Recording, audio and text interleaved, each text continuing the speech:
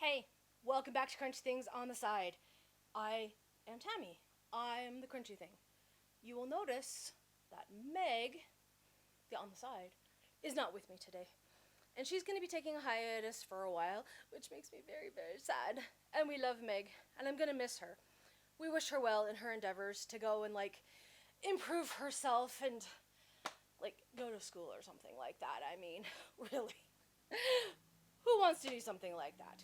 Anyway, all kidding aside, welcome back. I'm sure you've missed me and my movie reviews because, well, we're awesome, right? Just kidding. Anyway, welcome back. Yeah, so this summer has been kind of crazy. Meg went on hiatus. Life happened for me. Kind of went a little insane because that's what happens when one is a single parent and has teenagers and pets and, life. Anyway, so it's not that I haven't been seeing movies. I have. I just haven't figured out how I was going to come stand here without my partner in crime. So it's taken me a while. I kind of had to work through a few things because I am nothing if not neurotic. So, I will be doing a review of some of the other films that I've watched this summer because, again, I have watched a lot. But for now, today we're going to be talking about Crawl. It is the horror flick by Alexander Aja. Okay, I know that when Meg and I had our thing, we would not cheat, but I can't remember names today. Anyway, so yes, it's by Alexander Aja, starring Kaya Sco. I'm totally butchering this. I'm sorry if you're seeing this, Kaya. Kaya Scodelario and Barry Pepper. Kaya plays Haley. She is a swimmer that goes to UF, University of Florida. She's Gator, and I really enjoyed her performance, by the way. She had looked familiar, and I was like, man, I know I've seen her in something. And she was actually in Extremely Wicked, Vile, the Ted Bundy one.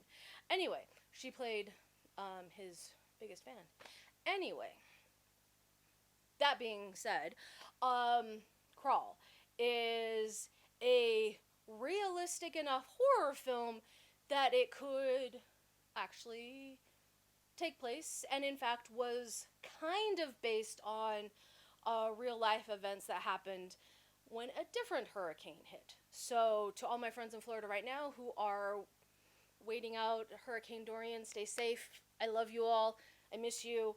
But yeah, so today we're talking Crawl.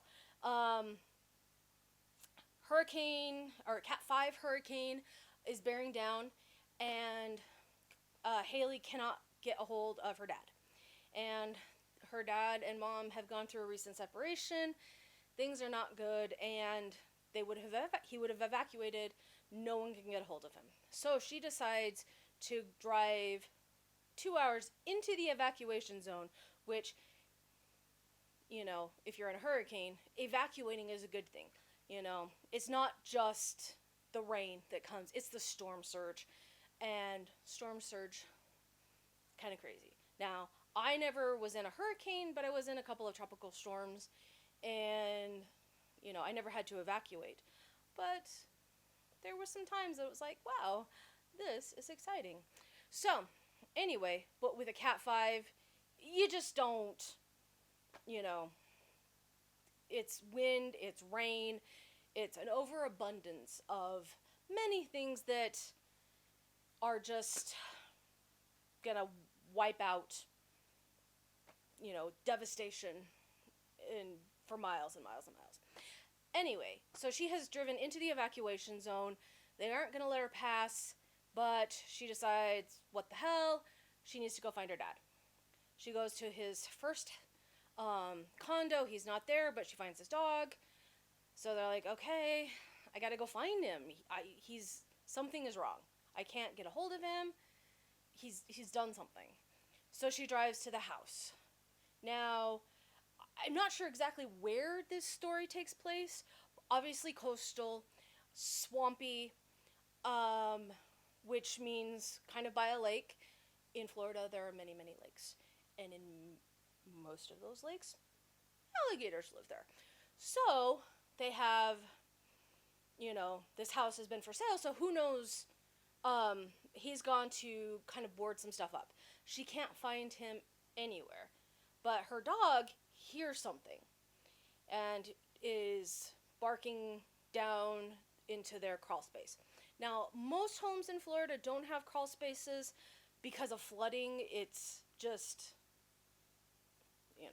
who wants to deal with flood? But this particular house does, and hence our story.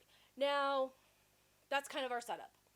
She has to go into the crawl space, and it's kind of a really creepy crawl space, and can't find her dad.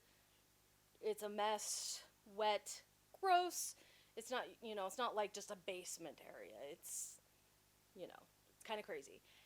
And horror and alligators ensue. So, that's our setup. And it, while it does have some of those horror tropes of going into danger, she's not going into danger to randomly, go into danger. She's actually really looking for her dad. Gotta love strong female characters, facing that adversity and stuff. And the thing that makes, I think, a successful thriller horror film is putting it in a location, a single location, because it's, enclosed and you can't see. And from a filmmaking standpoint, yes, it kind of makes things filming kind of crazy. And I have no idea how much water was used in that because, yeah, water everywhere. And that's got to be really hard on the actors. But from a story standpoint, it does actually really create a sense of, terror and, suspense because you don't know what's hiding behind the wall on the other side, which in this case is alligators. Now, as you may know, I don't do horror films very much, but I do like, I'm a real big fan of cheesy shark films, think Deep Blue Sea, Jaws, not cheesy, but classic. Those are the kind of horror films I can watch. And not gonna lie, I did watch it like this because there was some scenes. I'm like, oh my gosh, I know there's an alligator there. Anyway, so she must escape. They can't. It's not even that they're just in the house. They're in a crawl space with two gigantic alligators, and floodwaters are rising. So I'm not going to spoil it for you. I'm going to leave it there. This is a film that was actually really quite fun. Yes, unrealistic parts. Human swimmer beating multiple alligators in, open water. The human's toast. But that's okay. It's a movie. We're, suspension of disbelief. But I didn't have to suspend that much disbelief because, again, I lived in Florida. I've had a few encounters with alligators. One time we were driving along the freeway and we stopped to let a baby alligator, probably this long, just cross the street. We didn't want anybody to run over it. And one time I took my kids to the alligator farm in St. Augustine, which, by the way, you should go to. It's very cool. It has all kinds of different species. And we had literally just watched the alligators being fed. And these humongous alligators are literally jumping 10 feet in the air. And my then 4-year-old sticks little tiny hand through the fence and goes, "Hi, alligators, are you hungry?" As an alligator swims right underneath the hand. Needless to say, as a parent, I just about lost my lunch. But that being said, I have even swam in water where I knew that there was an alligator Granted, he wasn't in where I was, but I saw him when I got in the water. He was on the other side, and everyone could keep an eye on him. But I've seen alligators, been through a tropical storm, and it was enough realistic stuff happening that made me go, oh my gosh. And because I watched it at night, I got home, went to bed, and then had crazy dreams about hurricanes and floods and alligators. Go figure. Anyway, this is a movie I would definitely watch again, because I like some of those, they're just scary enough, but not so scary that, like, I won't watch it, or something like that.